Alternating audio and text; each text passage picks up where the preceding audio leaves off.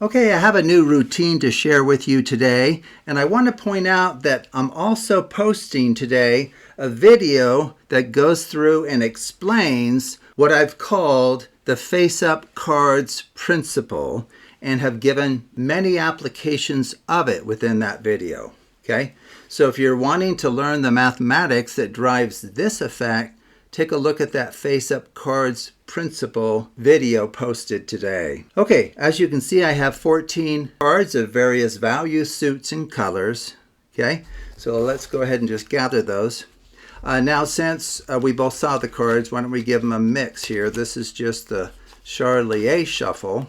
Okay, now from here, what we're going to do is just deal out the cards into two piles like this.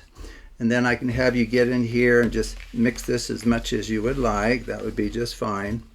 Same thing here. Make a mess of things. That's great. Okay, and now I need you to point to either one of these two piles. And we're going to flip it face up. And it really is a free choice. So which one would you like face up? The right one? Okay, very good.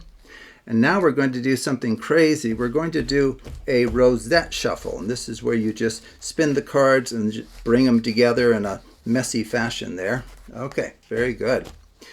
What a mess. Okay, now I'm going to set these off to the side because I need a piece of paper here. Now, what we're going to have you do is choose 7 random cards between 1 and 14. And it truly is a free choice. Okay. So I've truly just written down a possible list of 7 numbers that you might give. These are not special in any way. You honestly can choose any 7 that you like and go ahead and just put them in ascending order as mentioned here. It just makes it easier for us in what we're going to do next. Okay, so let's say this is your list, okay, which could be, okay. And so for each of your random numbers, what I'm going to do is deal that card, the card in that position, into a separate pile, but flip it from its current orientation. So for example, your first number is 2, which means you didn't pick 1. So I'm going to just deal out the first card down without flipping it. Now you did choose 2, so I'm going to flip that card, set it on the table. Okay, now you didn't choose 3 or 4, so 3, 4. You did choose 5, so I'll flip that card, and 6, and then 7, 8, and then 9, flip it. Flip 10, 11, don't flip, 12, flip, 13, don't flip, 14, flip. Okay, now I think you would have to agree if those numbers were truly randomly chosen by the spectator, which they can be. That's not a fib. They truly can choose any 7 numbers. What follows next should seem absolutely impossible because we're already finished. And I have a written prediction off to the side. So let's just take a look at what I predicted would happen at the end of this routine. Okay, so the 2 piles will contain the same number of face-up cards. Same number of face-up cards. Well, let's just check that. Okay, so there's 1,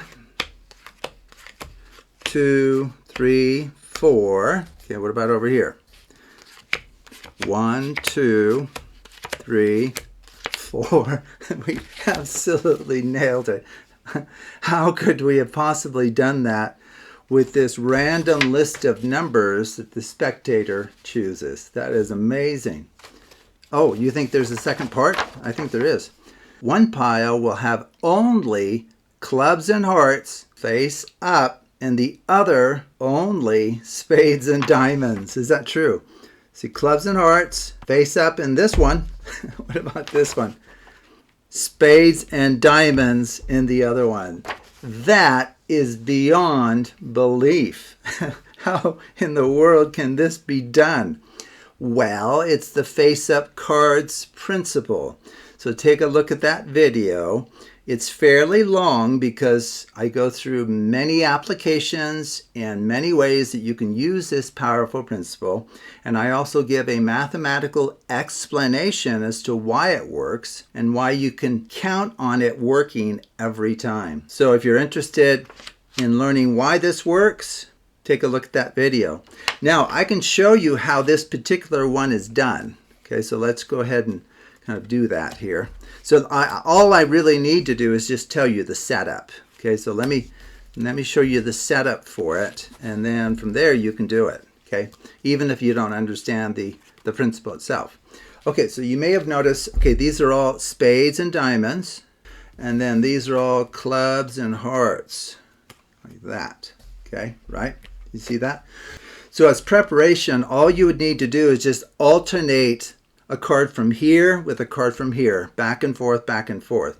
Now, a nice way to do that is to stack these two sets of cards that we want to alternate and then just perform a Klondike shuffle, because that brings the top and bottom cards off together. And the only other thing you may need to do or want to do, I did a little bit of adjusting, is just spread those out, and you'll notice that they alternate either here. It's a spade or diamond with a club or heart. It should do that all the way through. As I look at this, I don't really like the fact that those two are together. So what I might do is go ahead and just switch, let's say, the 10 of spades here with the ace of spades at the top. Okay, and then you can just reassess what you think about what it looks like. So just have it look like a kind of a random collection.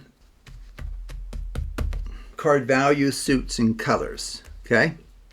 So that's not too bad. Okay? And it's okay to have like a run of 3 black or 3 red maybe in this packet of 14. Okay, so this is the kind of thing I started with. Here, alternating between a spade or a diamond and a club and a heart. Okay, so that's all you need. And then if you just do the steps I showed you, this will work perfectly for you. But I do encourage you to take a look at the other video I posted today to see further applications of this, as well as to help you understand what's going on here so that you can use it confidently in your own card magic. So thank you for watching, and take a look at other videos on the Absolute Math Magic channel.